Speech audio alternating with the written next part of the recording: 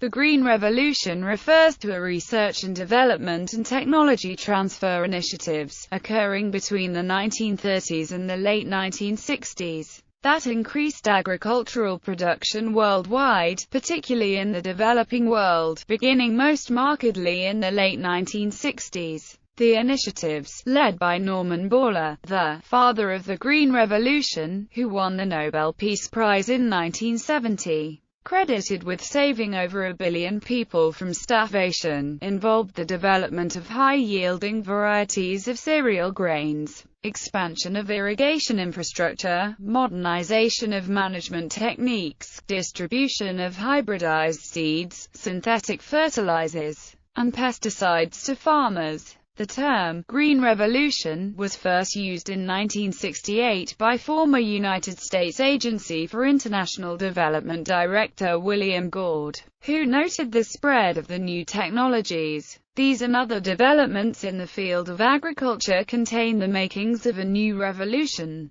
It is not a violent red revolution like that of the Soviets, nor is it a white revolution like that of the Shah of Iran. I call it the Green Revolution. History. Green Revolution in Mexico. It has been argued that, during the 20th century, two revolutions transformed rural Mexico: the Mexican Revolution and the Green Revolution. With the support of the Mexican government, the U.S. government, the United Nations, the Food and Agriculture Organization, and the Rockefeller Foundation, Mexico made a concerted effort to transform agricultural productivity, particularly with irrigated rather than dry land cultivation in its northwest, to solve its problem of lack of food self-sufficiency. In the center and south of Mexico, where large-scale production faced challenges, agricultural production languished. Increased production meant food self-sufficiency in Mexico to feed its growing and urbanizing population, with the number of calories consumed per Mexican increasing. Mexico was not merely the recipient of Green Revolution knowledge and technology,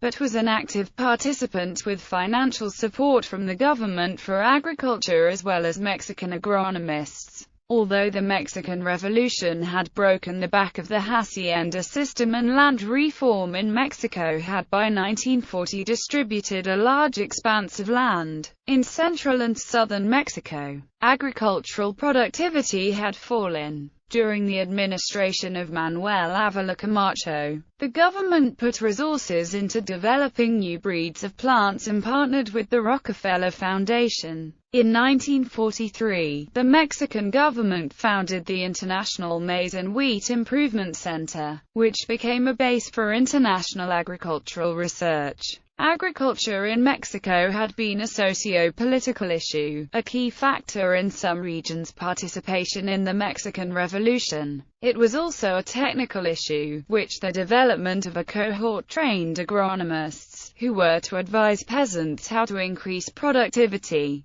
In the post-World War II era, the government sought development in agriculture that bettered technological aspects of agriculture in regions that were not dominated by small-scale peasant cultivators. This drive for transforming agriculture would have the benefit of keeping Mexico self-sufficient in food and in the political sphere with the Cold War, potentially stem unrest and the appeal of communism. Technical aid can be seen as also serving political ends in the international sphere. In Mexico, it also served political ends, separating peasant agriculture based on the ejido and considered one of the victories of the Mexican Revolution, from agribusiness that requires large-scale land ownership, irrigation, specialized seeds, fertilizers, and pesticides, machinery, and a low-wage paid labor force. The government created the Mexican Agricultural Program to be the lead organization in raising productivity. One of their successes was wheat production. With varieties, the agency scientists helped create dominating wheat production as early as 1951, 1965, and 1968. Mexico became the showcase for extending the Green Revolution to other areas of Latin America and beyond, into Africa and Asia. New breeds of maize, beans, along with wheat produce bumper crops with proper inputs and careful cultivation. IR8 in the Philippines in 1960. The government of the Republic of the Philippines with the Ford Foundation and the Rockefeller Foundation established IRRI. A rice crossing between DGO Wujen and PETA was done at IRRI in 1962. In 1966, one of the breeding lines became a new cultivar, IR8. IR8 required the use of fertilizers and pesticides but produced substantially higher yields than the traditional cultivars. Annual rice production in the Philippines increased from 3.7 to 7.7 million tons in 2 decades. The switch to IR8 rice made the Philippines a rice exporter for the first time in the 20th century. But the heavy pesticide use reduced the number of fish and frog species found in rice paddies. Green revolutions start in India in 1961. India was on the brink of mass famine. Norman Borlaug was invited to India by the advisor to the Indian Minister of Agriculture C. Subramanian. Despite bureaucratic hurdles imposed by India's grain monopolies, the Ford Foundation and Indian government collaborated to import wheat seed from the International Maize and Wheat Improvement Centre. Punjab was selected by the Indian government to be the first site to try the new crops because of its reliable water supply and a history of agricultural success. India began its own Green Revolution program of plant breeding, irrigation development, and financing of agrochemicals. India soon adopted IR8, a semi-dwarf rice variety developed by the International Rice Research Institute that could produce more grains of rice per plant when grown with certain fertilizers and irrigation. In 1968, Indian agronomist S.K. Dutta published his findings that IR8 rice yielded about 5 tons per hectare with no fertilizer, and almost 10 tons per hectare under optimal conditions.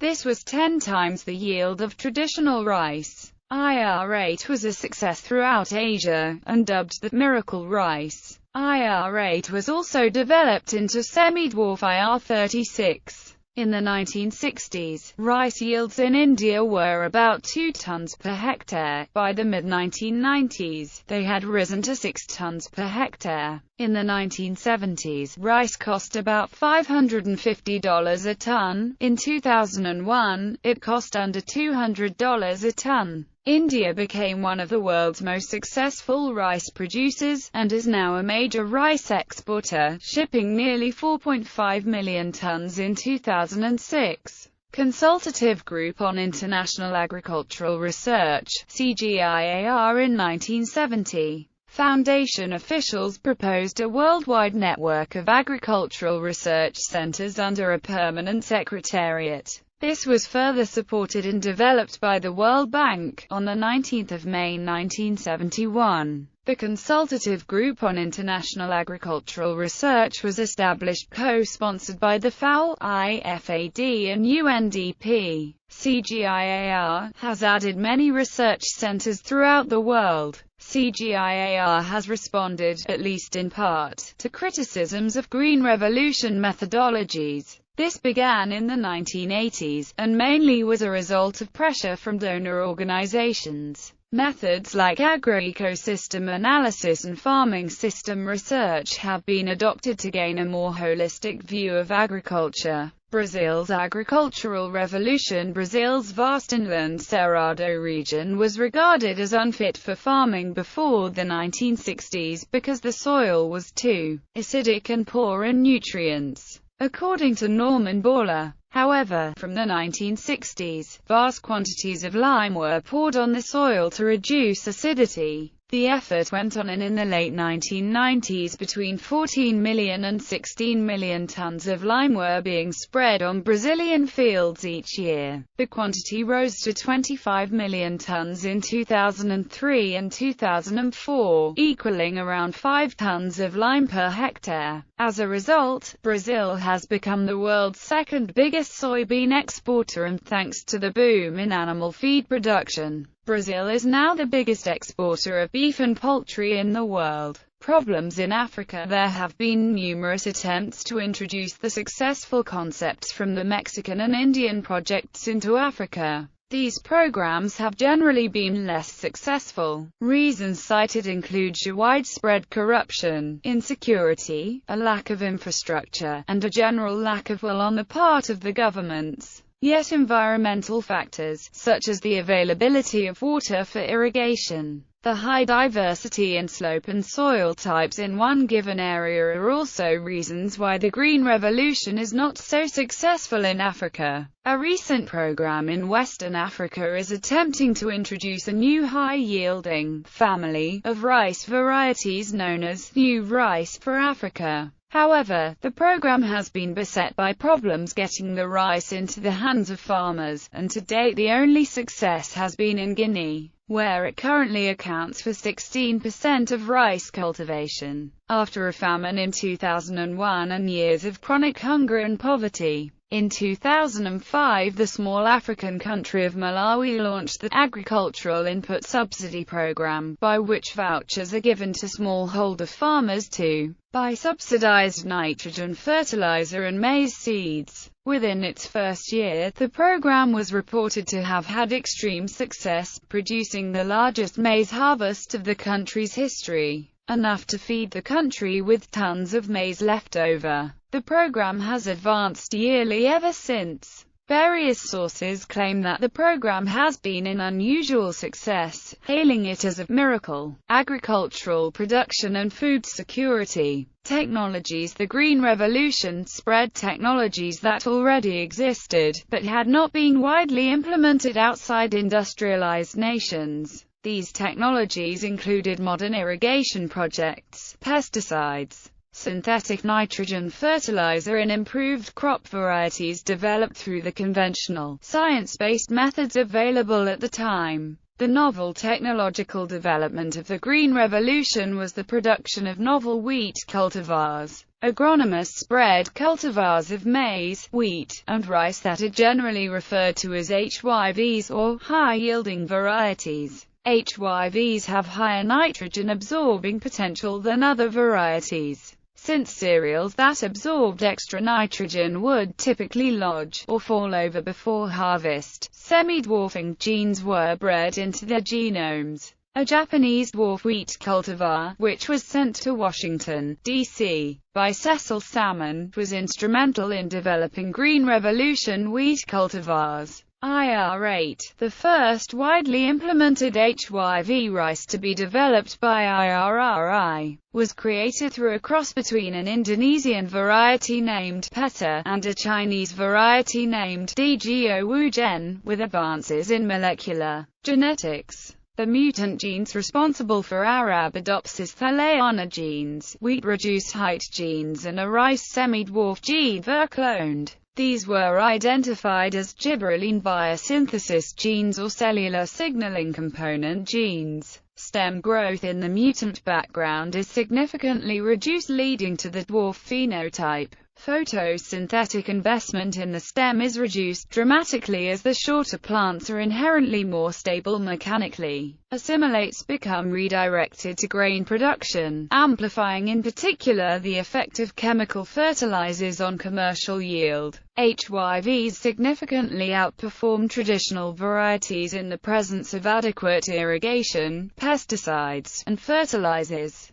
In the absence of these inputs, traditional varieties may outperform HYVs. Therefore, several authors have challenged the apparent superiority of HYVs not only compared to the traditional varieties alone, but by contrasting the monocultural system associated with HYVs with the polycultural system associated with traditional ones. Production increases. Cereal production more than doubled in developing nations between the years 1961 to 1985. Yields of rice, maize, and wheat increased steadily during that period. The production increases can be attributed roughly equally to irrigation, fertilizer, and seed development, at least in the case of Asian rice. While agricultural output increased as a result of the Green Revolution, the energy input to produce a crop has increased faster, so that the ratio of crops produced to energy input has decreased over time. Green Revolution techniques also heavily rely on chemical fertilizers, pesticides and herbicides, and rely on machines, which as of 2014 rely on or are derived from crude oil, making agriculture increasingly reliant on crude oil extraction. Proponents of the peak oil theory fear that a future decline in oil and gas production would lead to a decline in food production or even a Malthusian catastrophe. Effects on food security. The effects of the Green Revolution on global food security are difficult to assess because of the complexities involved in food systems. The world population has grown by about 4 billion since the beginning of the Green Revolution, and many believe that, without the revolution, there would have been greater famine and malnutrition. India saw annual wheat production rise from 10 million tons in the 1960s to 73 million in 2006.